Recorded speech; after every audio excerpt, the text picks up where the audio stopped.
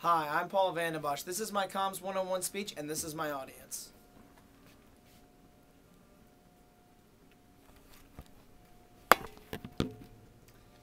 Well, have you ever thought when turning on a football game or a baseball game or any type of sporting event that the broadcasters would be covering more than just the game? The message that broadcasters often insert into their broadcasts is often very liberal and secular. But what if this message actually lined up with biblical principles?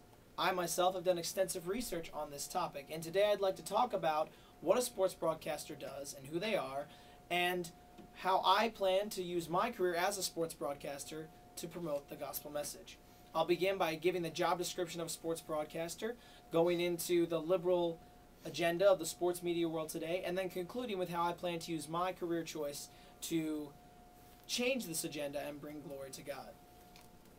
First of all, I'd like to point out that sports broadcasting is one of the most exciting and competitive jobs out there today.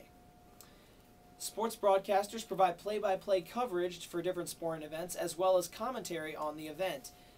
And they are responsible for knowing the different individual names of the teams and players involved. But in addition to their normal responsibilities, a sports broadcaster may be called upon to conduct an off-the-field interview with players or coaches, or to write an article for a newspaper or a magazine.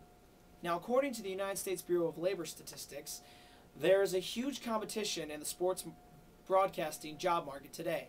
The reason for this is because many people who are looking for a job are drawn to sports broadcasting because of the glamour and excitement that accompany it.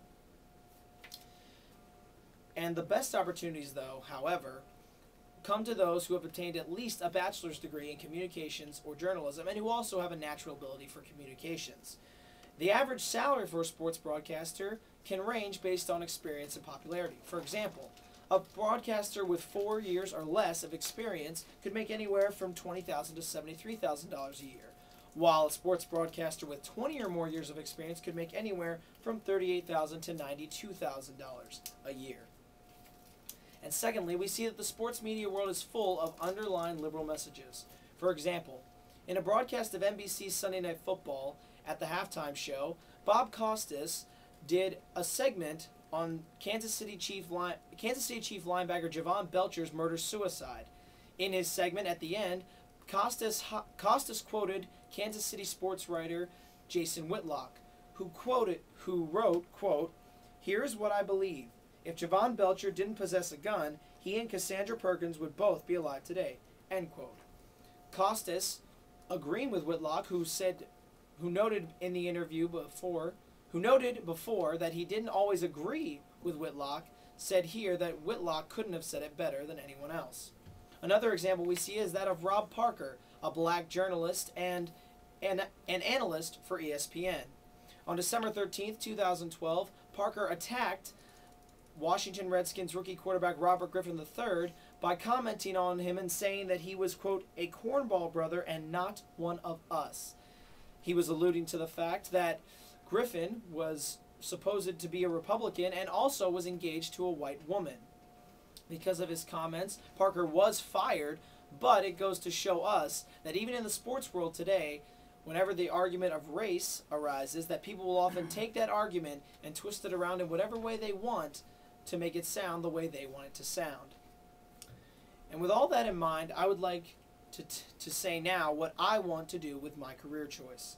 I would like my career to set me apart from the rest of this agenda and allow me to be a light in a dark media environment. God calls each and every one of us to be a light in a dark place. Not all of us are called into full-time ministry, but each and every one of us have different gifts, talents, and abilities that God has gifted us with. Whether it be a youth minister or a sports broadcaster, each one of us has been given a gift by God that we're called to use for His glory. Now, as a sports broadcaster, I would have many opportunities to share the gospel and share my faith. Not only just in the workplace by being a good testimony, but also with my audience to be able to show them how different perspectives on different issues, even in the sports world. If a player was doing drugs or using steroids, and I were to do the story, I would be able to give my audience a perspective on that story from a biblical worldview. But my greatest hope is that someday I will be able to use my platform as a sports broadcaster to reach out to young people.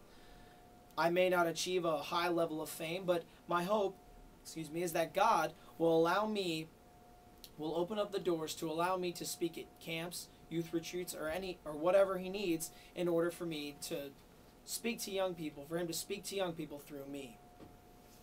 Now, as I close, keep in mind that while sports broadcasting is fun and exciting, more people will do anything they can to persuade their audience to their liberal way of thinking.